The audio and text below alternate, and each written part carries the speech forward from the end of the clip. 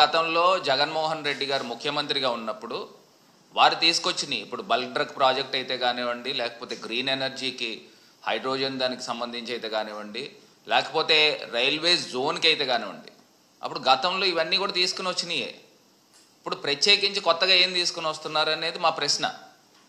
ఇప్పుడు ప్రధానమంత్రి గారు వస్తున్నారు, ఇప్పుడు అక్కడ కొన్ని వేల కోట్ల రూపాయలు విలువ చేసే స్టీల్ ప్లాంట్ ఉంది, అది ప్రైవేటైజ్ చేస్తూ ఉన్నారు. దాని మీద ఏదన్నా మీరు హామీ ఇప్పించగలుగుతున్నారా అని అడుగుతున్నాం. అది ప్రైవేటైజ్ చేయట్లేదు, దాన్ని యాజ్ ఇట్ ఈజ్ ఉంచుతాము. ఇప్పుడు మొన్న బడ్జెట్లో కర్ణాటకకి ఒక 15,000 కోట్ల రూపాయలు ఇండస్ట్రీకి సంబంధించి చేయూతనిచ్చారు. అట్లా స్టీల్ ప్లాంట్కి మీరు అడిషనల్గా ఏదన్నా ఒక 10,000 కోట్లు ఎంతో అనౌన్స్ చేయిస్తే అక్కడ వేల సంఖ్యలో డైరెక్ట్గా ఇండైరెక్ట్గా లక్షల సంఖ్యలో బతుకుతా ఉన్న కార్మికులకు కానీ, లేకపోతే వివిధ ఇండస్ట్రీస్కి సంబంధించి కానీ, యాన్సిలరీ ఇండస్ట్రీస్ కానీ, వీళ్ళందరూ కూడా వేల సంఖ్యలో బాగుపడతారు కదా. దానికి సంబంధించి ఏదన్నా తీసుకొస్తున్నారంటే అదేం కనబడట్లా. ఇవాళ నేను క్లియర్గా చెప్తా ఉన్నా, ఇప్పుడు గతంలో కూడా ఈ ఎన్టీపీసీ ద్వారా గతంలో గ్రీన్ ఎనర్జీ ప్రాజెక్ట్కి అప్పుడున్న సిఎస్ గారు జవహర్ రెడ్డి గారు మరి అక్కడ ఎంఓయూలు కూడా ఎక్స్చేంజ్ చేసుకోవడం జరిగింది. అదేవిధంగా మనకి బల్క్ డ్రగ్ ప్రాజెక్ట్స్కి వచ్చేసరికి 17 రాష్ట్రాలతో పోటీ పడి ఆంధ్రప్రదేశ్ రాష్ట్రము మరి అప్పుడు జగన్మోహన్ రెడ్డి గారి నాయకత్వంలో సాధించడం జరిగింది.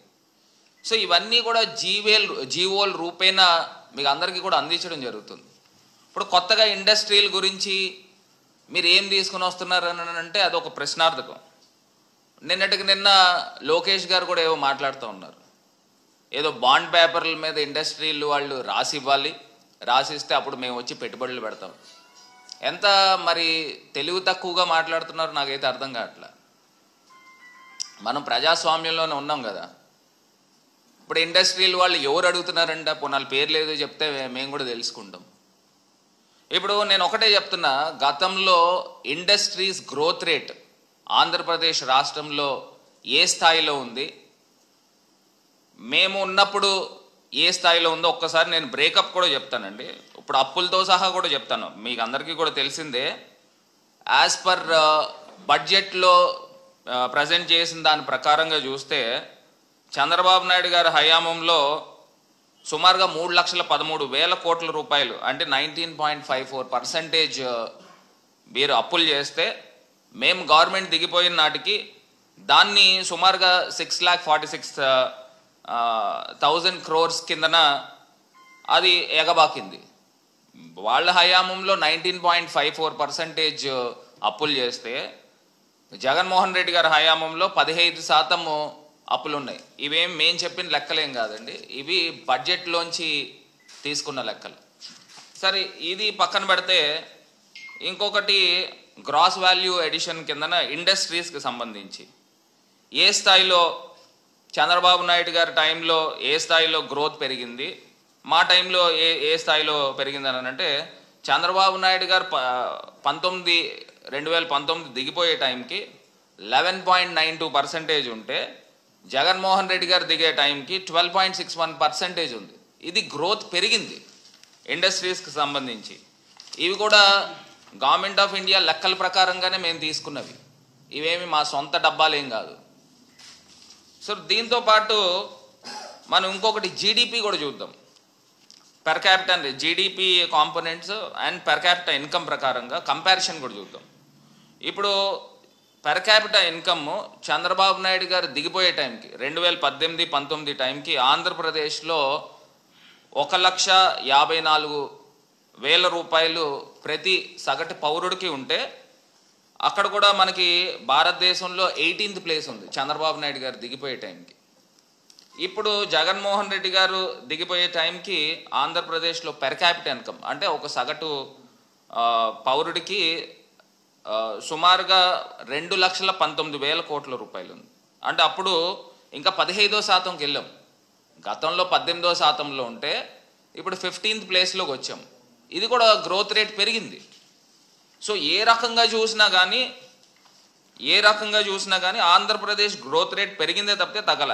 ఇంకొకటి ఇండస్ట్రీస్లో ఈ లోకేష్ గారు చెప్పిన విధంగానే ఒకవేళ అదే వాస్తవం అయితే ఇండస్ట్రీస్లో కూడా గవర్నమెంట్ ఆఫ్ ఇండియా ఇచ్చిన టాప్ 15 స్టేట్స్లో అప్పట్లో 18-19కి 11th ప్లేస్లో ఉంది ఆంధ్రప్రదేశ్. ఇప్పుడు జగన్మోహన్ రెడ్డి గారు దిగిపోయే టైంకి 8th ప్లేస్కి వచ్చింది. అంటే ఇంకా గ్రోత్ పెరిగింది కదా. అంటే గవర్నమెంట్ ఆఫ్ ఇండియాకి మనం కాంట్రిబ్యూషన్ ఇంకా పెరిగింది కదా. అసలు ఏ రకంగా అబద్ధాలు చెప్తున్నారనేది ఒకటి అర్థం చేసుకోవాల్సిన అవసరం ఉంది. మీరు ఏ రకంగా చూసుకోండి, ఈవెన్ జీడిపి ప్రకారంగా కూడా ఇవాళ భారతదేశంలో కాంట్రిబ్యూషన్ చేసింది గతంలో జిఎస్డిపి కిందన 2018-19కి 4.47% ఆంధ్రప్రదేశ్ది పర్సంటేజ్ ఉంటే ఇవాళ జగన్మోహన్ రెడ్డి గారు దిగిపోయే టైంకి 4.83%. ఇంకా జిఎస్డిపి పెరిగింది. ఏ బేసిస్లో మరి ఈ రకమైన అబద్ధపు లెక్కలు చెప్తున్నారనేది ఒక్కసారి అర్థం చేసుకోవాలి. ఇది కూడా నేషనల్ కాంట్రిబ్యూషన్కి జిఎస్వి వాల్యూ కూడా మనం చూస్తే వీళ్ళ టైంలో 2.86% ఉందండి. జీవీఏ వాల్యూ అంటే gross value added. Government of ఇండియాలో మన స్టేట్ షేర్ 2.86% ఉందండి గతంలో. జగన్మోహన్ రెడ్డి గారి టైంలో 4.07% ఉంది. ఇవన్నీ కూడా ఏ రకంగా చూసినా కానీ పెరిగిన అంశాలే కనబడుతున్నాయి. చంద్రబాబు నాయుడు గారు కానీ లేకపోతే వాళ్ళ కొడుకు లోకేష్ కానీ ఏం చెప్తా ఉన్నారనేది ఒక్కసారి ప్రజల్ని ఆలోచన చేయమని కోరుతా ఉన్నా.